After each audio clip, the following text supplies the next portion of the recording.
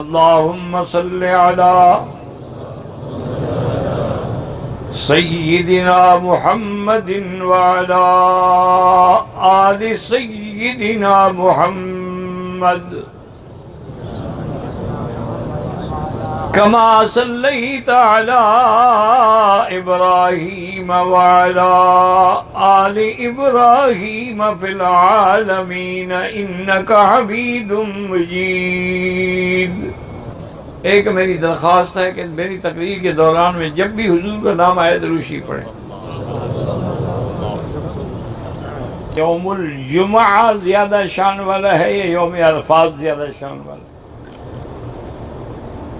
تو علماء نے اس کو یوں جمع کیا ہے کہ یوم عرفات سال میں شان والا ہے اور جمعہ ہر ہفتے میں شان والا ہے۔ اور اس دن کی ایک فضیلت بھی ہے کہ اگر کوئی شخص جمعہ کے دن ایک گھڑی اللہ نے رکھی ہے جو چھپا دی ہے، چونکہ ہر اعلیٰ چیز کو چھپایا جاتا ہے۔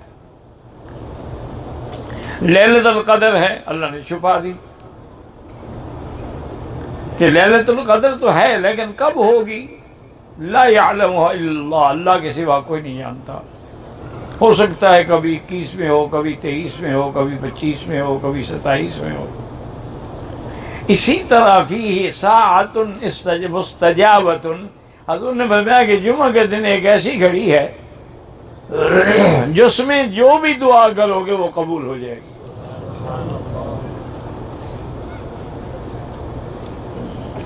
اب اس میں اختلاف ہے کہ بھی وہ گھڑی کب ہے۔ بعض علماء نے یہ لکھا ہے کہ امام جب منبر پہ خطبے کے لیے بیٹھتا ہے، ابھی اذان ہوتی ہے، خطبہ شروع نہیں ہوتا، اسی اثناء میں وہ گھڑی ہے۔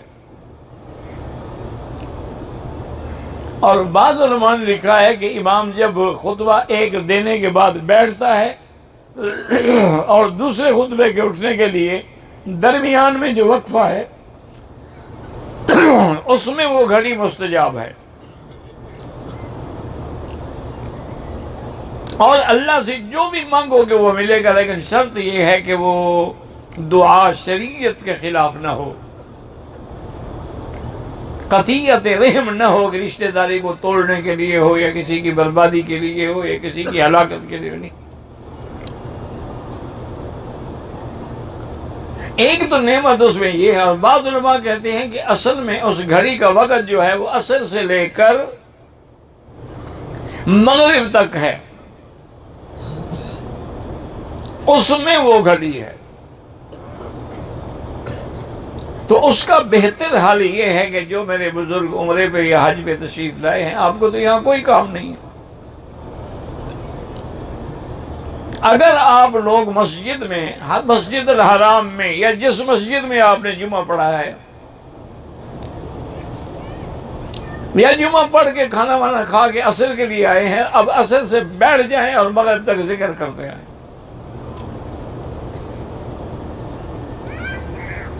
اور اسی میں وہ دعا مانگیں، اور پہلے سے یہ نیت کر لیں کہ اس دعا کے لیے میں بیٹھ رہا ہوں، کہ میں نے آج اللہ سے یہ مانگنا ہے۔ ایک نعمت تو جمعہ کے دن میں یہ ہے کہ اس میں ایک گھڑی ہے مستجابہ جس میں دعا قبول ہوتی ہے۔ ویسے بزرگوں ایک بات یاد رکھو کہ دعا جو بھی ہم کرتے ہیں وہ ساری قبول ہوتی ہیں، کوئی بھی رد نہیں ہوتی، لیکن قبول ہونے کا معنی یہ ہے کبھی تو ہم جو مانگتے ہیں وہ مل جاتا ہے، کبھی ہم دعا مانگتے ہیں وہ تو نہیں ملا لیکن اس کی وجہ سے اللہ ہمارے اس ذمے کوئی مصیبت آنے والی تھی اس کو ٹال دیتے ہیں۔ اور تیسری صورت اس کی یہ ہے کہ اللہ فرماتے ہیں کہ میرے بندے کے نامہ اعمال میں رکھ دو، اس دعا کا بدلہ میں اس کو قیامت میں دوں گا، یعنی ملے گا ضرور۔ اور یہ بھی صحیح حدیث میں ہے کہ جب بندے کو دعاؤں کا بدلہ قیامت میں ملے گا تو کہے گا اللہ اچھا ہوتا کہ میری کوئی دعا بھی منظور نہ ہوتی، آج سارے بدلے مل جاتے۔ تو دعا میں یقین کامل ہو. اگر دعا میں آپ خود ہی متذبذب ہیں، پتہ نہیں مدت ہو گئی ہے جی مانگتے ہوئے ابھی تک تو نہیں ملی، خدا جانے کیا وجہ ہے، یا کہتے ہیں بعض جاہل تو کہہ دیتے ہیں اللہ بھی ہماری سنتا ہی نہیں، یہ تو کفر ہے.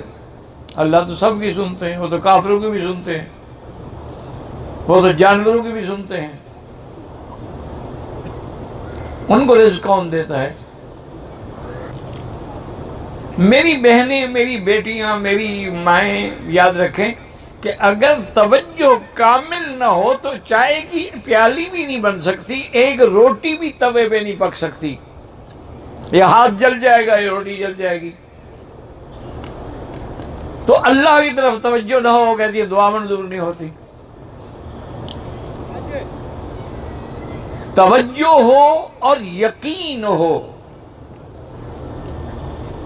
کہ تیرے سوا ہمیں دینے والا کوئی نہیں.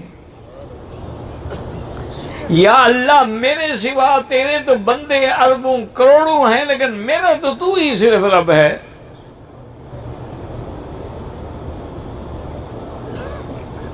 یقین کامل سے دعا کریں.